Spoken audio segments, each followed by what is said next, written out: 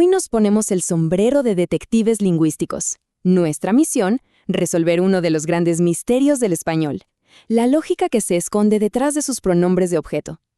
Vamos a descubrir por qué una estructura que a muchos les parece complicada es, en realidad, una solución increíblemente ingeniosa. Así que, manos a la obra. Esta es la pregunta que seguro más de uno se ha hecho. ¿Por qué la gramática del español a veces parece ir contra toda lógica? Da la sensación de que hay reglas y luego 1.000.000 de excepciones. Pero, ¿y si les dijera que no es para nada ilógica? Que es el resultado de 2000 años de historia, de adaptación y de resolver problemas de comunicación? A ver, analicemos la escena del crimen. En inglés, la cosa es bastante directa. I gave it to him. Simple. Ahora en español. Se lo di a él. Y aquí es donde empiezan las preguntas. ¿De dónde salen ese se y ese lo? Y sobre todo, si ya tenemos el se, ¿para qué agregar a él al final? Bueno, pues esa aparente redundancia que los lingüistas llaman duplicación clítica no es un error. Es la pista clave que nos va a mostrar cómo el cerebro hispanohablante sigue el rastro de quién hace qué en una oración. Para resolver este caso, vamos a seguir una hoja de ruta muy clara en 6 pasos. Empezaremos con el misterio en sí. Luego viajaremos en el tiempo hasta la caída del latín. Descubriremos el nuevo orden gramatical que nació de sus cenizas. Cruzaremos el Atlántico para ver un giro en la trama. Analizaremos la física de las oraciones y finalmente llegaremos a un veredicto sobre nuestra propia mente. Nuestra investigación arranca aquí, en lo que podríamos llamar la escena del crimen, la caída del sistema de casos del latín. Porque el colapso de ese antiguo sistema no fue una tragedia, sino el catalizador que obligó a nuestros antepasados a inventar un mundo gramatical completamente nuevo. Piénsenlo así. En el latín clásico, el de los libros, la función de una palabra dependía de su terminación, el llamado caso. Pero en el latín vulgar, el que se hablaba en la calle, esas terminaciones se fueron desgastando con el uso, se erosionaron. Para evitar que nadie entendiera nada, el español primitivo tuvo que innovar y empezó a depender del orden de las palabras y de las preposiciones para que el mensaje siguiera siendo claro. Miren este ejemplo práctico de esa erosión. Tomemos la palabra para mesa.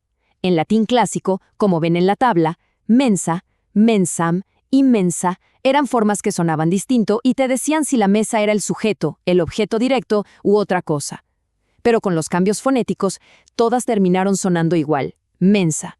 De repente la terminación ya no servía de pista. El idioma necesitaba urgentemente una nueva estrategia. Y es aquí donde la historia se pone buena, porque aparecen las primeras pistas. Ante la pérdida de los casos, el español no se quedó de brazos cruzados, no señor. Inventó herramientas gramaticales nuevas y súper sofisticadas para recuperar ese orden y esa claridad que se habían perdido. Una de las soluciones más brillantes fue, digamos, reciclar. Tomaron el pronombre latino ille, que significaba algo así como aquel, y lo empezaron a transformar. Con el tiempo, la primera sílaba se perdió, y las diferentes formas de ille evolucionaron hasta crear todo nuestro sistema moderno de pronombres, lo, la, le, les. De esta forma tan ingeniosa, se conservó esa distinción vital que hacía el latín entre el objeto que recibe la acción directamente y el que la recibe de forma indirecta. Pero hubo otra invención genial, y esta sí que es exclusiva del español, la famosa a personal. Piensen en ella como una banderita gramatical, una preposición que ponemos antes de un objeto directo cuando ese objeto es un ser vivo y específico. Esto no es solo una regla aburrida, es la empatía hecha gramática, la jerarquía de lo vivo sobre lo inerte codificada en nuestra sintaxis. Veamos cómo funciona, que es muy fácil. Uno dice veo la casa, un objeto sin vida, pero ojo, se debe decir veo a la mujer. Esa pequeña a eleva a la persona por encima del objeto.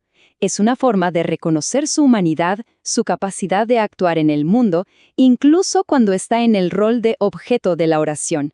Es básicamente psicología humana convertida en gramática. A ver, hagamos un ejercicio rápido para empezar a pensar cómo lo hace el español. En la frase le conté un secreto a mi amigo, ¿cuál es el objeto directo? O sea, ¿qué es lo que se cuenta? El secreto, ¿verdad?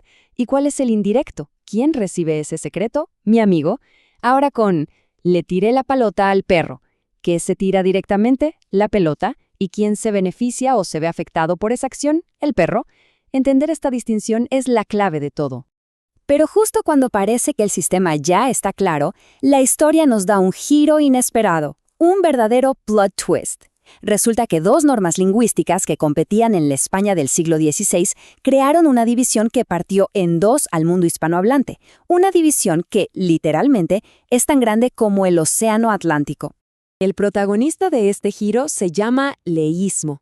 ¿Y qué es? Pues es la costumbre, muy común en gran parte de España, de usar el pronombre de objeto indirecto, le, en lugar del pronombre de objeto directo, lo, cuando se habla de un hombre. O sea, en lugar de decir lo vi, refiriéndose a Juan, un hablante leísta dirá le vi. Miren este mapa, que lo explica todo. La norma toledana, la que se asociaba con la corte, con el prestigio del centro de España, prefería el leísmo, era como una marca de estatus. Pero mientras tanto, la norma sevillana, en el sur, se apegaba al uso original, al etimológico, usar lo para todos los objetos directos masculinos. Y como Sevilla era el único puerto desde donde salían los barcos hacia las Américas, ¿qué norma creen que se exportó? Exacto, la no leísta, que se convirtió en el estándar para toda Latinoamérica. Esta cita lo resume a la perfección. El océano Atlántico funcionó como una especie de cápsula del tiempo lingüística. Preservó en América Latina la división original que venía del latín vulgar, mientras que el español de la península siguió su propia evolución. Bueno, ya vimos la historia.